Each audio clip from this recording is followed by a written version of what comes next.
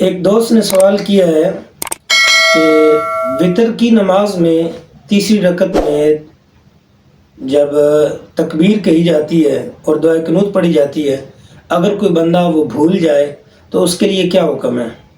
جواب عرض یہ ہے، وطر کی تیسری رکعت میں جو تکبیر کہی جاتی ہے وہ تکبیر کہنا واجب ہے اور دعائے قنوت پڑھنا بھی واجب ہے۔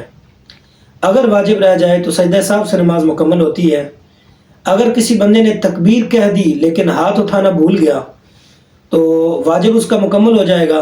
تکبیر کہنا چونکہ سنت ہے تو اس وجہ سے سجدہ سہو نہیں ہوگا، جان بوجھ کے ایسا نہیں کرنا چاہیے، لیکن اس کی نماز ہو جائے گی۔ اب رہا مسئلہ دعائے قنوت کا، دعائے قنوت سب سے پہلی بات تو یہ ہے کہ یاد ہونی چاہیے، لیکن اگر کسی بندے کو یاد کرنے کے باوجود یاد نہیں ہوتی، نہیں یاد کر سکا، تو پھر مسنون دعا اس کی جگہ پڑھ سکتا ہے، واجب اس کا مکمل ہو جائے گا۔